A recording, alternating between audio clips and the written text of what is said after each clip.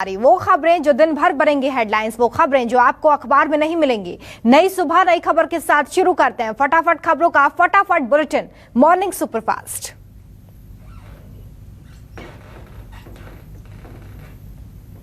आज पेश होगा देश का आम बजट। केंद्रीय वित्त मंत्री निर्मला सीतारमण संसद में पेश करेंगी बजट।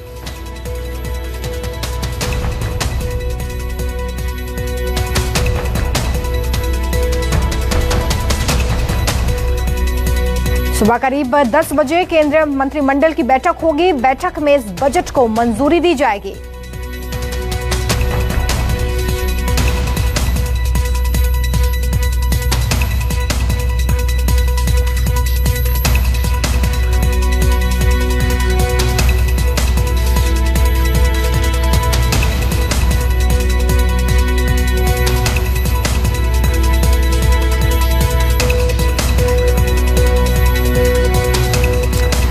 चलिए इस वक्त एक बड़ी खबर का हम रुख कर रहे हैं। आज का दिन काफी महत्वपूर्ण है क्योंकि आज आम बजट पेश होना है। केंद्र सरकार आज अपना आम बजट पेश करने जा रही है संसद में। वित्त मंत्री निर्मला सीतारमण सुबह 11 बजे ये बजट पेश करेंगी।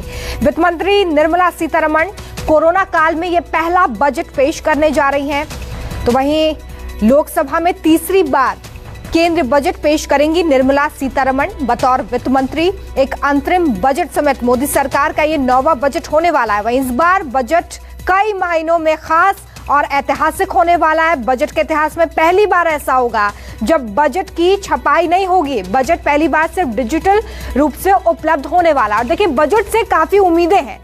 कोरोना महामारी के चलते ठप पड़ी अर्थव्यवस्था को बूस्टअप करने के लिए सरकार क्या कदम उठाती है, इस पर नजरें रहेंगी। रोजगार, टैक्स में छूट, महंगाई, ऐसे कई मुद्दे हैं जिसको लेकर इस वक्त लोग टकटकी लगाए बैठे हैं कि इस बार बजट में उनके लिए क्या कुछ खास होने वाला है, कितनी राहत मिलने वाली है। कोरोना काल में बेरोजगारी, वायरस, कोरोना वैक्सीन, किसान आंदोलन, महंगाई, कृषि कानूनों पर विवाद, ये सब देखने को मिला। और ऐसे में बजट कैसा रहेगा, इसी पर इस वक्त सभी की निगाह है। गृहिणी से लेकर किसान तक उम्मीद लगाए बैठे हैं कि इस बार बजट में उनके लिए क्या खास है।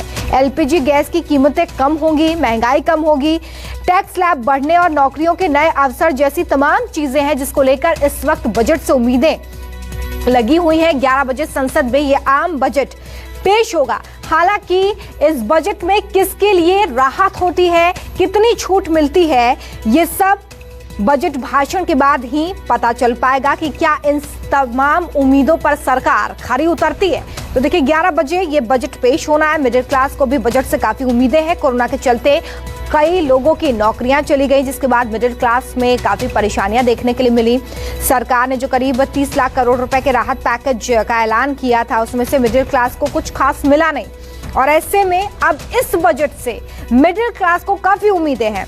टैक्स छूट सीमा पर भी नजर है कि वहां पर किस तरह की राहत दी जाती है। इसके अलावा वर्क फ्रॉम होम वालों के लिए बजट में क्या हो सकता है, इसके भी कयास लगाए जा रहे हैं। क्या व्यापारियों को इस बजट से राहत मिलेगी, ये भी उम्मीद है व्यापारियों को कि कोरोना काल में, क्योंकि जिस तरह से हमने देखा कि सब कुछ ठप हो गया, व्यापार बंद हो गए, ठप हो गए, तो ऐसे में क्या व्यापारियों को फिर से पटरी पर लाने के लिए बजट में कुछ खास हो सकता है। अब बजट में सरकार की क्या प्राथमिकताएं हैं, इसी पर नजर है कि क्या फोकस रहता है सरकार का इस बजट में। बजट से पहले इस महीने की शुरुआत में ही वित्त मंत्री निर्मला सीतारमण ने यह कहा था कि इस बार का बजट ऐसा होगा जैसा पहले कभी नहीं हुआ है। तो क्या इस बजट में इस बार अलग होने वाला है, इसको लेकर इस वक्त कयासों का दौर जारी है। वित्त मंत्री निर्मला सीतारमण अपने वादे को किस तरीके से पूरा करती हैं, क्योंकि उन्होंने कहा है कि इस बार अलग हटके बजट होने वाला है। मनीष कुमार हमारे सहयोगी जो हैं वो जुड़ गए हमारे साथ।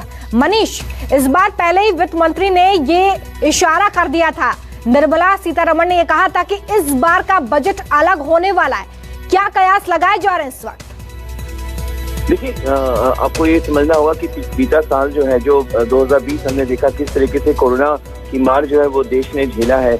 और उस दौरान अर्थव्यवस्था भी देखिए नेगेटिव जोन में चला गया। 40 साल के सबसे निचले स्तर में जो विकास है हमारा -23.9% जो है पहले क्वार्टर में वो चला गया। अब सबसे बड़ा चैलेंज यही है वित्त मंत्री के सामने कि कोरोना काल में जो ये पहला बजट वो पेश करने जा रही हैं और इस सदी का, इस दशक का सबसे पहला बजट है, तो किस तरीके से आर्थिक विकास को पटरी पर लाया जाए। जाहिर तौर पर मांग को बढ़ाना होगा, लोगों की आय को बढ़ाना होगा, रोजगार जो कि प्रभावित हुआ है कोरोना काल में वो प्रभावित हुआ, उसका सृजन कैसे हो ये सुनिश्चित करना होगा। मिडिल क्लास से लेकर किसान जिस तरीके से अलग अलग बॉर्डर पे परेशान वो जमे हुए हैं, उनको खुश करना होगा। तो ये तमाम चुनौतियां हैं, तो सबसे अहम है। और मिडिल क्लास में खासतौर से मैं सैलरी वर्ग की अगर बात करूं जो काफी परेशान रहा है, तो किस तरीके से टैक्स कट करके जो है इनकम टैक्स में रियायत देके मांग बढ़ाई जाए, उनके पास सेविंग वो कर पाए, क्योंकि लोगों की वेतन भी कटी है, साथ साथ नौकरी भी गई है।